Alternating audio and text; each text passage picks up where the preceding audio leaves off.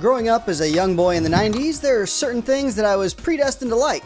I liked video games, specifically my Genesis and Sonic the Hedgehog. I liked Toonami and my first taste of anime with Dragon Ball Z, and I really liked Saturday morning cartoons. But I frickin' loved Power Rangers. I had Power Rangers action figures, video games, I had the Morphers and the Green Ranger's flute dagger. I even have a picture of my younger self in a Power Rangers t-shirt sitting in a Walmart photo booth with someone in the shittiest pink Power Ranger costume I have ever seen. I think I realized it was bad even back then, but I was so excited that it didn't really matter. Now, I know what you're all thinking. Back off, ladies and gentlemen, this stud's taken.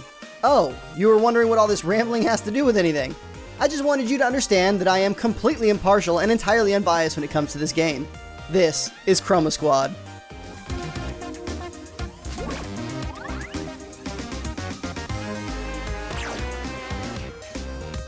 The game is one of those successful Kickstarters that you hear about. Behold Studios, creators of another love letter game in Knights of Pen and Paper, asked for $55,000 to fund development, and they received over $97,000 from 3,964 backers.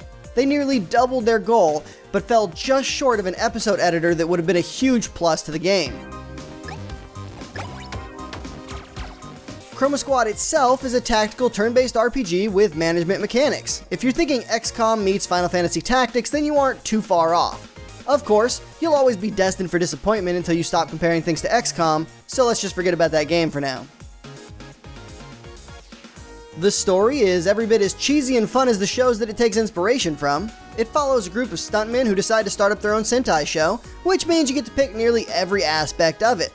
From the name of the show to the phrase your team shouts when they transform, even what they yell when they call down their mech. You can also pick the suit colors of your team, allowing you to match them up with your favorite Power Ranger season or forge your own. You can even pick the actors that play each squad member, though sadly that means that you cannot create characters, only pick from a list of pre-made ones that come with specific stats. Your squad will be comprised of a leader, a scout, an assault, a techie, and a support who will more often than not just be your healer. There's more customization for each class in a very simple, very shallow talent tree. You can also equip new armor and weapons, which will change the look of your squaddies as well as increase their stats, which is both a good and a bad thing. On the one hand, it does keep your look from getting stale and shows growth through the seasons. On the other hand, if you find a style you particularly like with your squad, you'll probably end up having to ditch it before too long for gear with better stats. Additionally, you'll rarely have the entire crew in the same set of gear due to differing stat requirements, which means your squad will rarely look like a cohesive team during combat.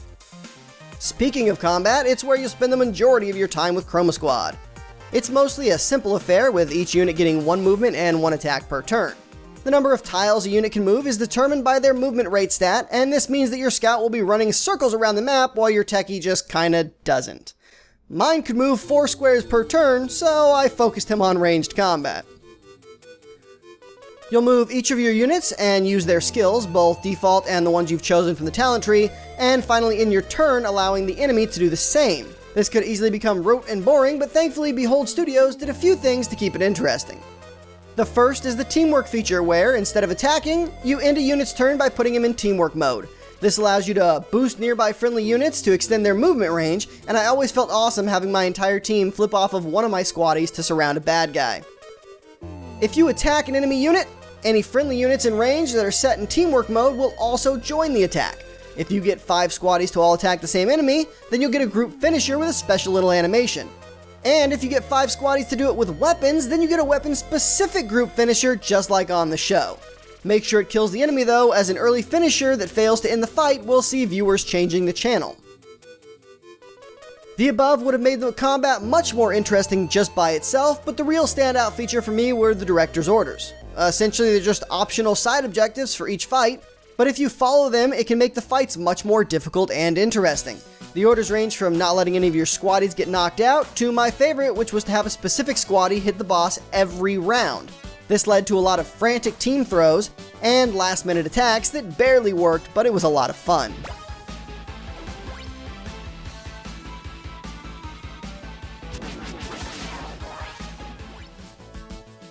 Sadly, the director's orders are usually very simple and often repeated, which lessens their appeal after a while.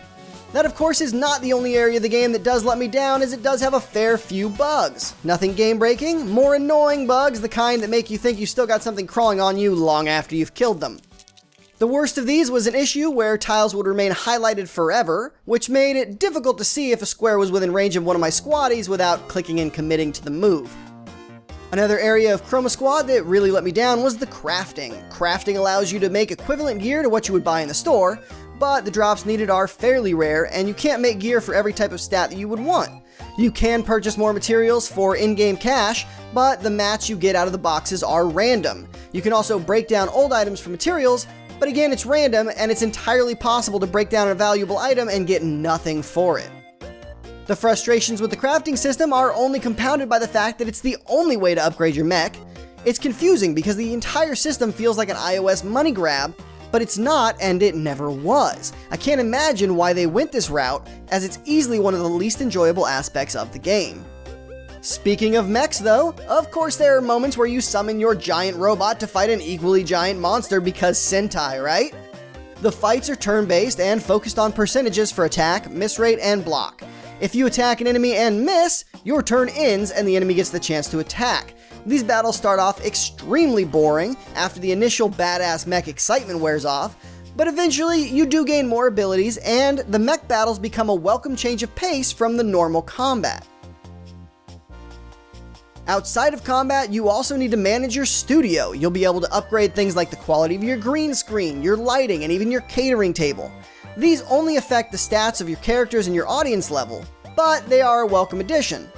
Speaking of audience, depending on your stats, you will gain a certain amount of money and fans per episode based on the show's audience level, and you will need these fans to increase your initial audience per show, as well as to keep your show from being canceled outright. You can boost your audience and several other aspects by hiring one of several advertising agencies. These are pretty cool, and they range from a major company that will put your ads in newspapers, magazines, and on television, to a guy with a blog in his basement who will give you a small bump in viewers. It's not as deep as I would like, but you could say that about the entire game, actually. That's not to say I don't like Chroma Squad though, far from it. It's an incredibly fun game that I had a blast with. For fans of Power Rangers or Super Sentai in general, I give Chroma Squad a 4 out of 5. For everyone else though, it's more of a 3.5 out of 5 because you're not going to have the nostalgia to blind you to some of the rough edges. This has been Billy C for Twinstiq.com. If you liked this review, please hit the like and subscribe button, and make sure to check out our website for all the editorials, news, reviews, and anything else we decide to post gaming related. Thank you for watching. Goodbye.